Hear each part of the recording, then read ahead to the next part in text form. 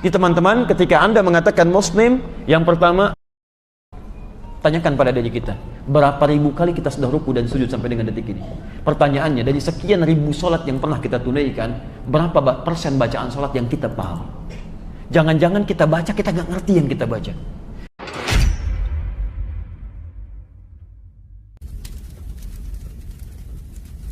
Nabi sallallahu alaihi wasallam qala, sahabat Abdullah bin Mas'ud membagi pesan kepada kita, adalah kebiasaan Nabi sallallahu alaihi wasallam dalam ta'lim. Karena kalau bersambung dengan orang, selain berfungsi menguatkan, itu menunjuk kebiasaan. Jadi kalau Anda baca hadis, temukan kalimat kanan Nabi sallallahu alaihi wasallam, kanan Nabi sallallahu alaihi wasallam. Ini selain menunjukkan, menguatkan informasi, memberikan makna pernah dikerjakan, itu juga menunjukkan kebiasaan yang dilakukan. Bicara menerjemahkannya adalah kebiasaan Nabi sallallahu alaihi wasallam, yatakhawwaluna bil mau'izati fil ayyami karahatas sa'amati 'alaina. Adalah kebiasaan Nabi sallallahu alaihi wasallam jika ingin memberikan pesan dan mempraktikkan pengajaran kepada kami, memberikan nasihat, maka beliau senantiasa membuat jadwal-jadwal, sehingga dengan itu tidak nampak kebosanan kami belajar dengan Rasulullah sallallahu alaihi wasallam. Nah, pesan di hadis ini teman-teman sekalian, nanti kita sambungkan dengan hadis yang lainnya. Jika Anda ingin memilih majelis ilmu yang kiranya bisa memberikan manfaat pada diri Anda, maka pesan dari sahabat Abdullah bin Mas'ud mengikuti manhaj Nabi sallallahu alaihi wasallam. Yang pertama, coba Anda petakan dulu pelajaran-pelajaran apa yang sekiranya bermanfaat bagi diri Anda. Maaf, tidak harus semua taklim Anda ikuti. Taklim ini ikuti, pindah ini ikuti, pindah itu ikuti. Pertanyaannya, apakah taklim yang Anda ikuti itu Anda membutuhkannya atau tidak? Anda lagi butuh fikih tentang bisnis, Anda masuk bahasan fikih jenazah. Apa yang Anda butuhkan? Walaupun Anda butuh bagian dari itu, tapi ada prioritas yang harus Anda bahas. Maka dari itu, hendaknya, kata sahabat Abdullah bin Mas'ud, kalau Anda ingin ikut taklim, Anda petakan dulu prioritas kebutuhan Anda itu apa. Nah, dalam agama nanti prioritas dibagi pada dua bagian.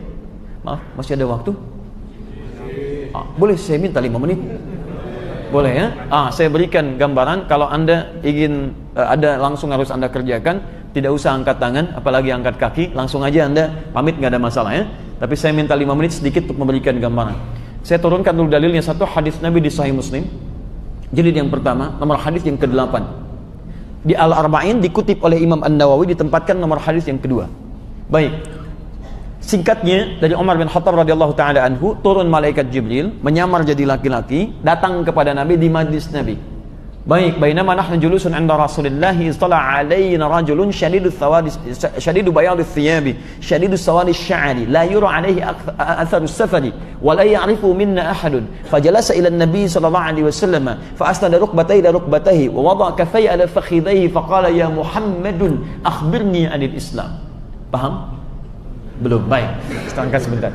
Datang seorang lelaki, ya, di hadapan kami. Kami tidak tahu siapa dia. Mengenakan pakaian yang putih bersih, rambutnya menghitam rapi, mengambil saf pertama sampai menempel lututnya dengan lutut Nabi sallallahu alaihi wasallam. Meletakkan tangannya di paha Nabi, lantas dia bertanya. Perhatikan, pertanyaan pertamanya adalah memberikan contoh pada kita apa yang harus Anda pelajari pertama kali ketika mau ikut ta'lim. Mal Islam. Apa itu dasar-dasar keislaman? Kita muslim. Masuk Islam disebut muslim, sampai wafat dijaga. Turun Quran surah ketiga 102, wala tamutunna illa wa antum muslimun. Jangan sampai wafat kecuali jadi muslim yang baik. Pertanyaannya, ketika saya masuk Islam, apa yang harus saya pelajari pertama kali? Maka dijawab oleh Nabi, ada 5 hal di sini. Satu, antasyhadu an la ilaha illallah wa anna muhammadar rasulullah. Anda sudah masuk Islam, menetapkan Allah sebagai Tuhan, maka pelajari dulu ilmu yang menguatkan keyakinan Anda bahwa Allah sebagai Tuhan. Ilmunya disebut dengan ilmu tauhid. Jadi kalau Anda mengatakan asyhadu an la ilaha illallah, jangan cukupkan di lisan kata Nabi, tapi sertakan dengan pengetahuan. Bahkan turun ayat di situ, Quran surah ke-47, ya, surah Muhammad sallallahu alaihi wasallam ayat ke-19. Fa'lam, jelas, fa'lam. Anda mesti punya ilmu. Maka ketahuilah itu harus tahu. Makanya dari kata alima, punya ilmu, fa'lam, maka mesti punya ilmu. Annahu la ilaha illallah, untuk menetapkan tiada Tuhan selain Allah. Anda mengatakan Tuhan saya Allah, disoal oleh orang lain, mana buktinya Allah sebagai Tuhan? Sekarang ramai dibincangkan, di mana Allah, begini, begitu dan sebagainya. Ya, ketika Anda disoal oleh orang lain, kalau tidak ada ilmunya bagaimana bisa menjawabnya? Karena itu tidak sedikit orang bersyahadat asyhadu an la ilaha illallah wa asyhadu anna muhammadar rasulullah. Supermi, oh ya. Dikasih supermi pindah, kasih sarung pindah, kasih pakaian pindah, kasih uang pindah. Kenapa? Karena kalimat yang diucapkan di lisan tidak menghunjam ke dalam jiwa. Ilmunya tidak ada. Ini poinnya. Di teman-teman, ketika Anda mengatakan Muslim, yang pertama, kuatkan pengetahuan dengan belajar tauhid. Satu. Kedua, kalau tauhid sudah kuat, kenal betul dengan Allah, tiba kecintaan kita kepada Allah, sehingga turun Quran surah ketiga ayat ke-31, paling kiri sebelah atas, Qul in kuntum tuhibbunallaha, katakan jika kalian cinta kepada Allah, fattabi'uni, ikuti Nabi, ikuti aku, kata Nabi. Maka bagaimana cara mengikuti Nabi? Diturunkanlah ujian lewat amalan-amalan fiqih. Salat, wa tuqimas salat, zakat, wa tu'tiyaz zakat, puasa, wa tasuma Ramadan, 5, wa tahujjal baita in istata'ta ilaihi sabila, haji dan umrahnya. Nah, yang keempat ini, maaf, salat, zakat, puasa, haji, turun sebagai pembuktian keimanan kita. Anda bersyahadat, buktikan syahadat lewat amal soleh. Amal solehnya diantaranya yang pokok, salat, zakat, puasa, haji. Syahadat pakai ilmu, ilmunya disebut tauhid. Maka salat pun pakai ilmu. Maaf, zakat pakai ilmu. Maaf, puasa pakai ilmu. Maaf, haji pakai ilmu. Kalau Anda ingin menunaikan salat lantas tidak ada ilmunya, bagaimana bisa menunaikan salat dengan benar? Ya Allah, saya bertobat ya Allah, saya mau kembali kepadamu.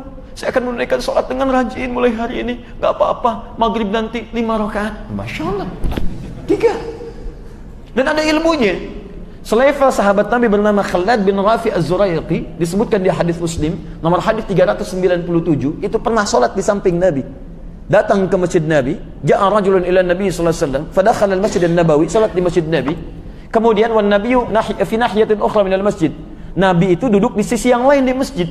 Dia salat, begitu selesai salat, thumma atan nabiyya sallallahu alaihi wasallam. Dia mendatangi Nabi sallallahu alaihi wasallam.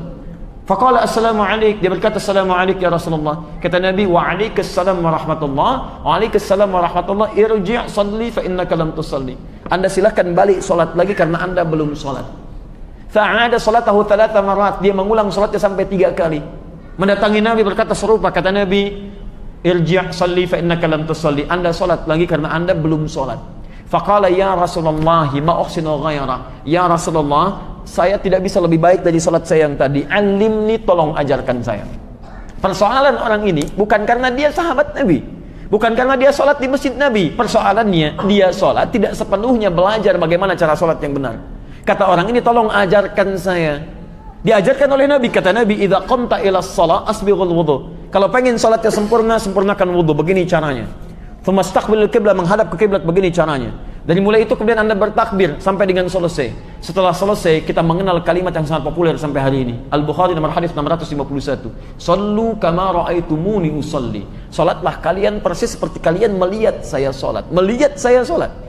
Ya, Anda bisa bayangkan, mohon maaf, sahabat Nabi, dekat dengan Nabi, hidup di zaman Nabi, salat di masjid Nabi, di samping Nabi. Salatnya tidak belajar dengan ilmu yang benar di awalnya, disoal oleh Nabi, ulangi, kamu belum salat.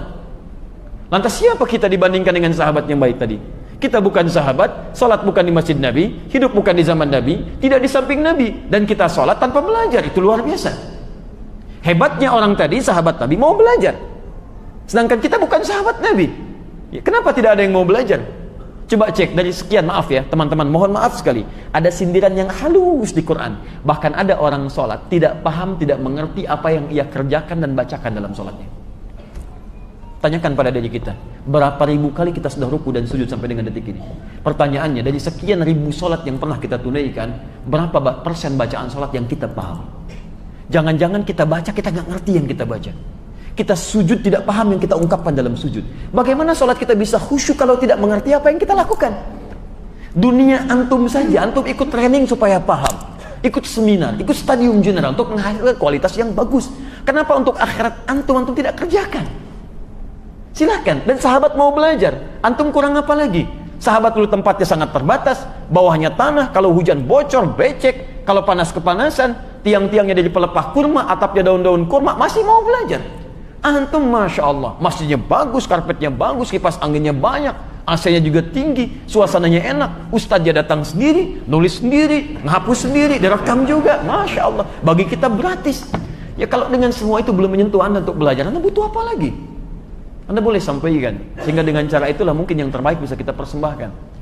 Jadi teman-teman sekalian, coba kita ukur ya. Ada banyak hal yang kadang-kadang kita itu sering terlampau cepat kaget, gampang kagum. Kaget, ada taklim kaget, berangkat ke situ. Kagum, butuh? Enggak. Coba cari, petakan oleh kita. Ini yang pokok dulu nih. Saya belajar fikih, cari supaya sholat saya benar. Setelah itu bagian kedua dan saya tutup di sini. Mohon maaf lebih lagi 5 menit ini. Ini betul yang bagian yang terakhir dan saya tutup di sini. Saya tidak ingin mengambil hak antum dan kewajiban antum untuk bekerja di tempat yang sedang antum kerjakan sekarang. Yang kedua saya akhiri dan saya tutup. Bagian prioritas kedua adalah mengeluarkan pekerjaan atau aktivitas yang kita jalani. Dari situ kemudian ambil tuntunan dari Al-Quran dan Sunnah yang kita bisa pedomani. Kalau yang pertama tadi mencakup keseluruhan profesi, antum pengusaha tetap sholat, antum pilot tetap sholat, antum masinis tetap sholat. Jadi semua berlaku umum. 5 pokok tadi. Tapi yang kedua ini khusus. Jadi saya sarankan kalau antum misalnya profesinya apa? Akhwat, sudah berapa tahun jadi ibu? Belasan tahun jadi istri. Pernahkah Anda mengeluarkan tuntunan istri solehah dalam Al-Quran? Jangan-jangan Anda berdoa jadikan saya istri solehah ya Allah. Jadikan saya istri solehah ya Allah. Bahkan nama saya sudah solehah. Tidak bisa. Anda keluarkan ayatnya, Anda hadirkan hadisnya, Anda pedomani isinya.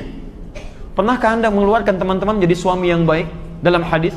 Ada bimbingan rumah tangga, Kitabul Usrah. Tahukah Anda bahwa rumah tangga Nabi tidak selamanya menegangkan? 150 canda Nabi SAW. Pernahkah Anda dengar Nabi SAW datang ke rumahnya istri beliau Saudah binti Zam'ah radhiyallahu taala anha, mendapati adonan, tiba-tiba adonan itu diambil, dicolekkan di keningnya, sedangkan beliau sudah sepuh, bercanda bersama, tertawa berdua, Masya Allah. Pernahkah Anda dengar kisah bagaimana Nabi mesra dengan Sayyidah Aisyah, balap lari bersama? Aisyah berkata, aku selalu unggul kalau balap lari dengan Nabi, tapi ketika aku semakin gemuk, kalah lagi oleh Nabi. Masya Allah. Nonton bareng, kadang-kadang digendong oleh Nabi. Masya Allah, itu luar biasa. Berapa kali antum pernah gendong istri antum? Luar biasa. Bagaimana kehidupannya 150 canda Nabi SAW. Dengan cucunya Al-Hasan, Al-Husain, kadang diajak ke masjid, masih sempat jalan-jalan. Nabi, Rasul, ahli surga, turun surah langsung menjamin surganya. Ya, panglima tertinggi yang sangat dihormati, disanjung oleh langit dan bumi, masih punya waktu untuk keluarganya, sayang pada istrinya, dekat dengan cucunya, mengayomi umatnya. Kita siapa? Antum sibuk apa sih? Nabi bukan, Rasul bukan, sahabat bukan. Nggak ada ayat turun menjamin surga antum. Antum siapa? Berangkat gelap, pulang gelap, ketemu anak, nggak ngurus. Coba teman-teman, ya, jadi banyak hal yang kadang-kadang sederhana tapi penting dalam